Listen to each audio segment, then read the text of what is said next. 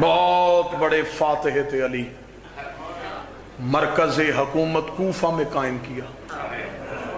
شام کی چال بازیوں اور چلاکیوں خاتمہ علی سے بھی نہیں ہوا.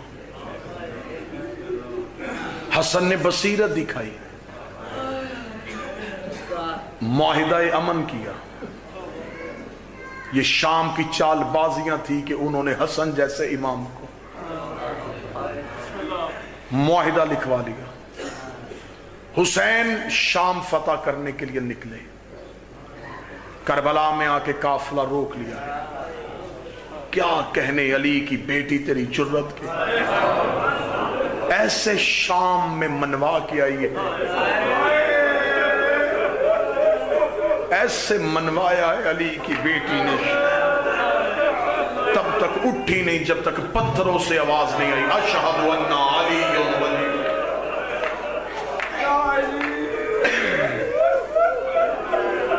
میرے بھائی مہدی نقوی تشریف فرما ہے. یہ قافلہ سلام اکثر یہ معصومہ کی دہلیز پہ زائرین کو لے کے جاتے. میری دعا ہے ممبر سے مصائب کی پہلی آیت پڑھتے ہو, میرا مولا جتنے بیٹھے ہو تمہیں بی بی کے حرم کی زیارت.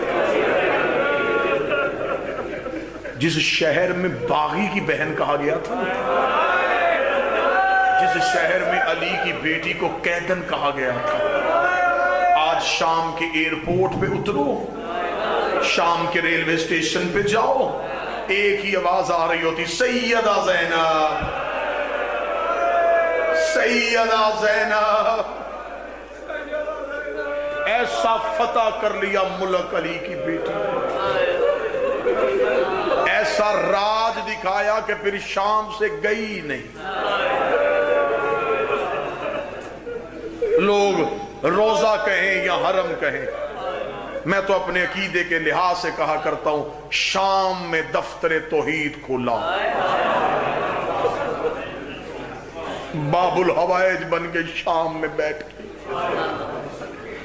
میرا مولا تمہیں شام لے جائے, بی بی کے حرم کی طرف جاؤ. جب بی بی کا شہر شروع ہوتا ہے, ایک بورڈ لگا ہوا ہے جس میں لکھا ہوا حسین کے زوارو, علی کے محبو, زینب تمہیں اپنے شہر میں خوش آمدید.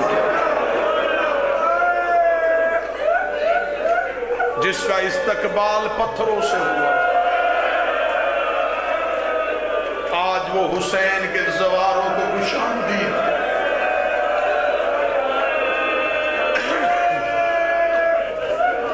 میرا مالک مدافعان حرم کی حفاظت فرمائے. جو بی بی کے حرم کی حفاظت کر رہے ہیں, میرا مالک ان غیور جوانوں کی حفاظت فرمائے. پچھلے دنوں ایرانی مجاہد 21 یا 22 سال کا تھا, اس کی ایک تصویر وائرل ہوئی. یہ بی بی کے حرم کی حفاظت کرتے شہید ہو گئے. بڑا خوبصورت نوجوان تھا جس سطر نے قیامت برپا کر دی. جب اس کی لاش اٹھانے کے لیے فوجی گئے تو اس کی جیب سے کاغذ کا ٹکڑا نکلا. انہوں نے کہا ضرور ہر مجاہد وصیت جیب میں رکھتا ہے, ماں کے نام خط ہوگا, باپ کے نام وصیت ہوگی, اپنے گھر والوں کے نام کوئی نصیحت ہوگی. انہوں نے کاغذ کا ٹکڑا کھولا, قیامت آ گئی. اس کاغذ کے ٹکڑے پہ اس جوان شہید کے لہو کے چھینٹے تھے, اور ان چھینٹوں میں تحریر لکھی ہوئی تھی مولا غازی مجھے معاف کرنا, میں تیری بہن کی حفاظت نہیں کر سکتا. کون بندہ ہے جس کا ہاتھ ماتم کرے, مولا غازی مجھے معاف کر دینا, میں تیری بہن کی حفاظت نہیں کر سکتا.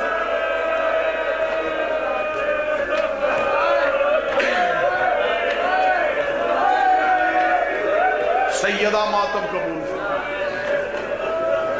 مجھے پیر مہدی شاہ جی نے حکم کیا بی بی کا شام کا داخلہ پڑھ. مجھے آج تک وہ مجمع ملا ہی نہیں جو اتنا سخت ہو کہ وہ علی کی بیٹی کا شام سنے. واللہ با حسین میں ممبر پہ باوضو شام کا داخلہ پڑھا جائے, امام بارگاہوں سے بندے نہیں جنازے اٹھے. ہمارا مقصد صرف تمہاری آنکھ کا آنسو ہوتا ہے، جان لینا نہیں ہوتا۔ روایتوں پہ پردے ڈالتے ہیں، لفظوں کے رخ تبدیل کرتے ہیں تاکہ مومن یہاں سے زندہ اٹھ کے گھروں کو چلے جائے، ورنہ اگر پڑھا جائے کہ کیسے گئی تھی۔ تم میں سے کوئی سانس لیتا ہوا گھروں کو واپس نہ جائے۔ صرف اتنا میں بتا دوں، جس شام نے سجاد کا جگر اجاڑ دیا ہو، جس سجاد کی آنکھوں سے شام کی وجہ سے لہو آ گیا ہو، شام اتنی آسان ہوتی تو سجاد کا جگر نہ پھٹتا۔ اگر ایک جملہ میں سنبھل کے کہوں تو برداشت کر لینا۔ ایک بندے نے مدینے پوچھا، مولا شام میں سب سے زیادہ مصیبت کب آئی؟ 3 بار سجاد کا سر زمین پہ آیا، رو کے کہا نہیں بھولتا مجھے وہ لمحہ جب پچھلے بدماش رک نہیں رہے تھے، اگلے رستہ نہیں دے رہے تھے، ہم درمیان میں رک چکے تھے۔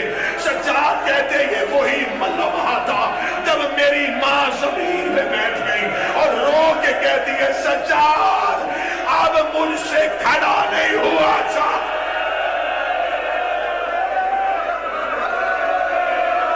سجاد اب میں کبھی نہیں ہو سکتی۔ سجاد بھیڑ زیادہ ہو گئی ہے، سجاد رش بڑھ گیا ہے، سجاد دم گھٹ رہا ہے۔ چھوڑ دی میں نے یہاں سے روایت، چھوڑ دی۔ آپ کی ماتم کی آواز بلند ہوگی، میں نے یہی پہ چھوڑ دی۔ گریہ بلند نہ ہوتا میں روایت آگے لے جاتا، بس اب ایک اشارہ کر دیتا ہوں۔ بس وہ منزل ایسی تھی، سجاد کہتے ہیں کہ میری ماں وہاں سے ایسے گزری جیسے اکبر کی لاش پہ حسین۔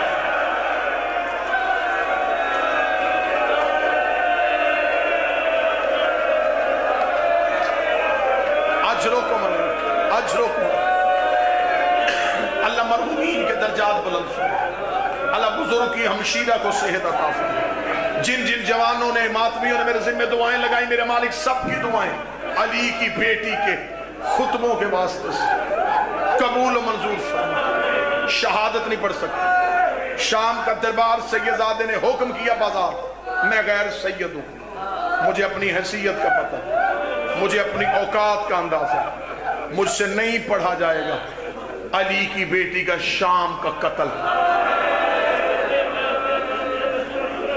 بس ایک روایت سنو اور مجھے اجازت دے دیں، ایک دکھ ایک قتل وہ سنو، مجھ سے اجازت لینا۔ معافی مانگ کے مالک سے۔ زندگی میں نے کوشش کیا مصائب جو منبر سے بیان ہو اس سے پہلے مالکوں سے اجازت مانگی جائے۔ پہلی بار اس سال میں نے سیدوں کا یہ دکھ پڑھا، چوتھی یا 5ویں دفعہ منبر سے پڑھنے لگا۔ سادات معاف کر دیں، سیدوں کے لیے یہ برداشت سے باہر ہوگا لیکن معاف کریں۔ کتاب میں نہ ہوتا مجھے علی کی بیٹی کی قسم میں کبھی نہ پڑھتا، لیکن میرے سامنے میرے مالک کا وہ امر بھی ہے، ہمارے مصائب پہ پردہ نہ ڈالنا، لوگوں تک حقائق پہنچاؤ۔ ہم نے دین الہی اور ولایت علی کو کن صعوبتوں سے بچایا۔ سادات سے معافی، یہ منبر پہ میرے جڑے ہوئے ہاتھ دیکھنا، یہ معافی مانگ کے اب میں روایت پڑھنے لگا ہوں۔ یزید کا دربار لگا ہوا تھا، ظالم ملعون اپنی اپنی باری میں آتے، اپنا اپنا ظلم بتاتے، یہ ظلم کے مطابق انعام دے رہا تھا۔ میں سارے ظالموں کا نام نہیں لیتا، میں ایک اشارہ کروں گا آپ کی ہائے نکل جائے گی۔ قاتل انعام لیتے رہے، مقتول کی بہنیں دیکھتی رہے۔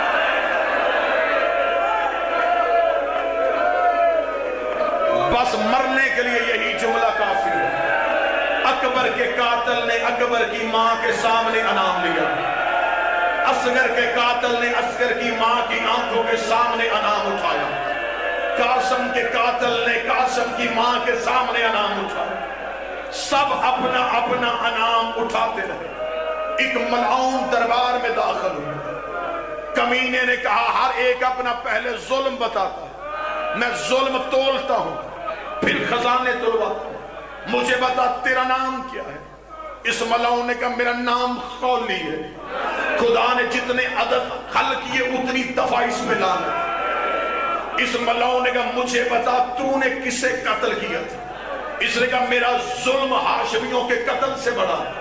اس نے کہا سب سے بڑا قتل تھا کربلا میں اکبر کا. اکبر کا قاتل تو جا چکا. دوسرا قتل تھا غازی کا. غازی کا قاتل چلا گیا. تو نے کسے قتل کیا ہے جو تو کہہ رہا میرا ظلم سب سے بڑا ہے؟ معافی میں مانگ چکا ہوں. امتی ماتم کرنا، سادات ماتم کرنا. اسے کہا بتا تو نے کیا ظلم کیا ہے؟ یہ کمینہ کہہ کا مار کے کہتا ہے میں نے علی کی بیٹی کی چادر اتاری.